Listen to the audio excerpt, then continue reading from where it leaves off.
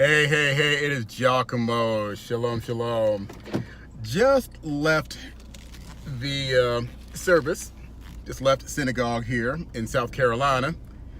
Ain't but 15 Jews and we're all pretty tight. In the middle of our initial praise and worship of Yahweh, I get a text message from my brother who couldn't make it, looking after his mother today. And I find out there's been another synagogue shooting, this time at a Chabad in Poway, California.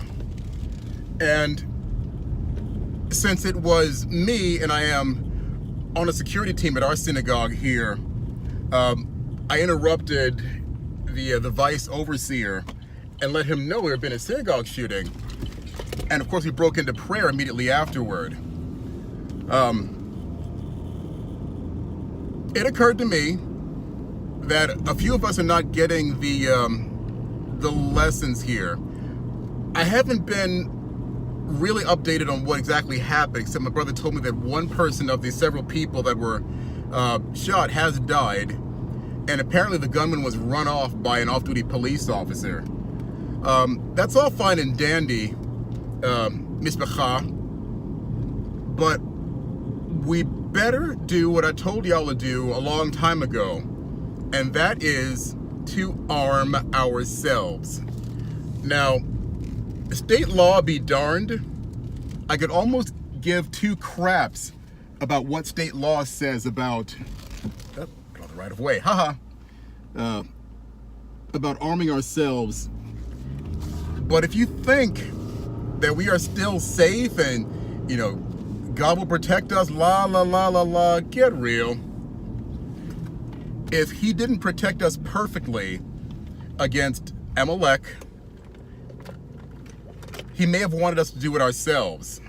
I'll plug the phone in here, gonna run out of battery juice in a second. But it is time, if you haven't already, make yourselves a plan. We do not live in a perfect world. It's never been that way. Never, ever, never. And furthermore, because the adversary is trying his hardest to sow the seeds of dissent between all of us, between Christians and Jews, at least in word, and between Christians and Muslims indeed, and Muslims and Jews. We know that story going back all the way to Ishmael. All I can really say is be vigilant, be shomer right about now. Be a watchman. If you are afraid to do it, encourage somebody who has the knowledge and the training, law enforcement, ex-military like myself, former Marine like myself, to get them to do it. But you cannot go blindly thinking you're going to be okay, and maybe hiring a police officer to watch out front is going to be the full protective factor. You need to have several people, male and female, inside your congregation who are armed.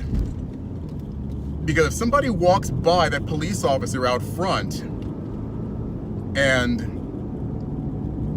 doesn't present themselves as a threat initially, like Dylan Roof, just kind of walked in without letting himself be known he was armed, got comfortable and then started shooting a bunch of people and a bunch of people died, it can happen again exactly that way.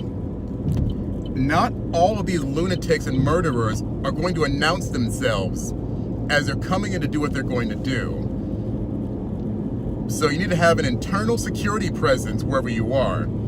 I can't decide that for you. At my last synagogue in Dallas, I founded the security team and was taken over by a law enforcement officer, so he had a little bit more direct training than I did, with the exception of my combat experience in Desert Storm. But either way, start to develop a plan. Make sure everybody knows where the exits are located. Make yourself known to the congregation and let them all know this is what we expect you to do if something goes down. Faith, pray on it all the time, but be prepared. Read Psalm 144.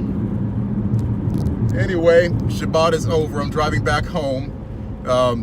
We are still on Shabbat according to the Hillel calendar until tomorrow night, which is okay because Yahweh has provided for me and I have enough money to last this weekend and pay all my bills that I got from Uber on my bonus. So I'm going to go home and continue the Shabbat and just rest in his favor, and so should you. Shalom Aleichem, I love you. Be well.